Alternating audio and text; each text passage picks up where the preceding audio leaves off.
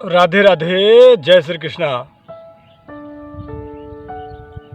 हम जो है अभी वर्तमान में पितृपक्ष चल रहा है और हमारे ऊपर पितृदोष जो लगता है वो किन कारणों से हमारे ऊपर पितृदोष लगता है, इसके विषय में संक्षिप्त में चर्चा करेंगे।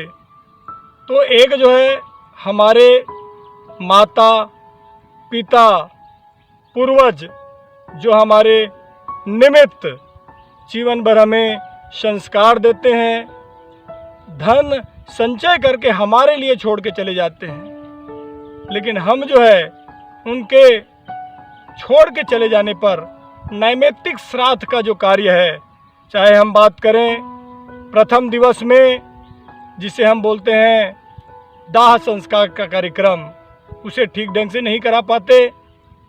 पूरे कुटुंब को हमें सबसे पहले तत्कालिक रूप से उस शोक संदेश को सब तक पहुंचाना होता है, चाहे जिससे हमारा संबंध अच्छा ना हो, उतार चढ़ाव से भरा हो, उन्हें भी अपना कर्तव्य निर्वहन करते हुए शोक का संदेश हमें पहुंचाना चाहिए।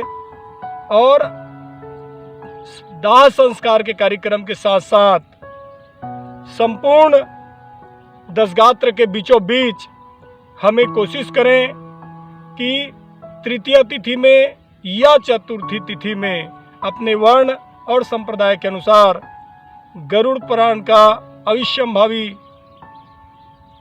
सुनना चाहिए। निश्चित रूप से हमें गरुड़ पुराण का श्रवण करना चाहिए, क्योंकि शास्त्र कहता है कि जिस घर में श्राद्ध दशगात्र के अंतर्गत गरुड़ पुराण का श्रवण किया जाता है, उनका जो प्रेत आत्मा के रूप में जो बना रहता है उन्हें मुक्ति मिलती है। साथ में 10 दिनों के अंतर्गत गंगा नदी में अस्थि का संचय करें, उन्हें भी मोक्ष की प्राप्ति होती, मुक्ति की प्राप्ति होती है। तो इसलिए प्रथम कार्य जो है पितरों का विधिवत जो है श्राद्ध करना चाहिए, तर्पण करना चाहिए।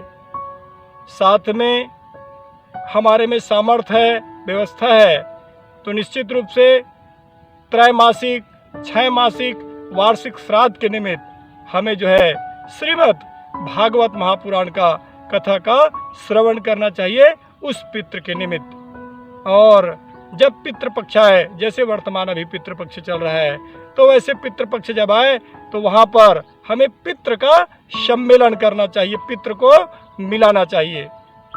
पूरे कुटुंब को एकत्रित करके जब हम पितृ को मिलाते हैं तो पितृ जो है संतुष्ट होते हैं, और इसी के विपरीत आचरण करने पर पितृ जो है रुष्ट हो जाते हैं, नाराज हो जाते हैं। वही हमारे ऊपर पितृदोष बन के आता है। दूसरा कारण जो आता है वो है हम अपने ही पितरों को भूल जाते हैं, पितरों को विस्मृत हो जाना, भूल जाना। उन्हें हम, उनका निवारण है हम अपने पितरों को याद करते हैं हमेशा, तो निश्चित रूप से पितृ की कृपा दृष्टि और आशीर्वाद बनता है। साथ में धर्म के विरुद्ध आचरण करने पर पुराणों का हम जो है, चाहे हम बात गरुड़ पुराण की करें या कहीं पर भी शास्त्र संगत बातें होती हैं, उनका हम अवहेलना करते हैं, उनका विरोध करते हैं, तब भी हमारे ऊपर पितृदोष लगता है। उसके साथ साथ पितर को हम अपमानित करते हैं कि हमारे पिताजी ने हमारे लिए कुछ छोड़ के नहीं गया, जो भी किया मैंने किया।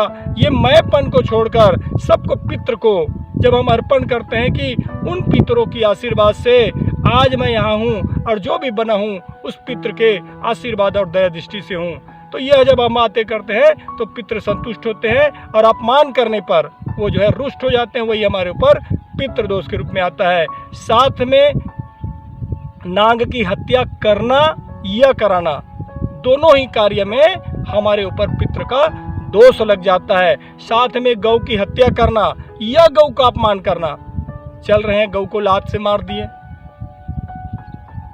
कभी गौ के लिए डंडा उठा दिए, तो यहाँ भी उनका अपमान करना कहलाता है। उसमें भी हमारे ऊपर पितृ का दोष हो जाता है। साथ में कुल देवी देवता, इष्ट देवी देवता, इन सब का विस्मृत कर जाना, इनको हम अगर भूल जाते हैं तब भी हमारे ऊपर पितृदोष लगता है।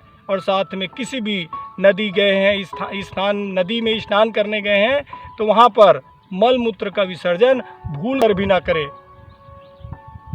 साथ में जब भी कोई देवालय देव स्थान में जाते हैं तो वहाँ पर जाकर कभी भी कोई भी पाप कार्य ना करें, क्योंकि जैसे वो स्थान है उसकी महिमा है कि जो भी हम कार्य करते हैं वो अनंत गुना बढ़ जाता है। तो हम पाप कार्य करेंगे तो वो भी अनंत गुना बढ़ जाएगा। इसलिए कोशिश करें देव कार्य में देव स्थान में जाकर, देव कार्य के निमित्त जाकर कभी भी कोई भी पाप कार्य से बचे। मनसा वाचा कर्मणा हर परिस्थिति में उस परमात्मा को नमन करें। आइए हम भी अपने पितरों को याद करें। हे पितर देवता, आपने हमारे ऊपर कृपा करी, आपकी दया दृष्टि से हम इस धरा पर आए हैं। हमारे जीवन में जितनी भी विपरीत परिस्थिति हुई है, हर परिस्थिति में आपने हमें संभाला है। हे पितृ देवता, आप हर स्थिति परिस्थिति में हमारे साथ रहने वाले एकमात्र इष्ट हैं। इसलिए हम हमेशा आपको याद करते हैं, नमन करते हैं, पूजा करते हैं। आप हमेशा हमारे साथ रहे। प्रेम से बोलिए पितृ भगवान की जय।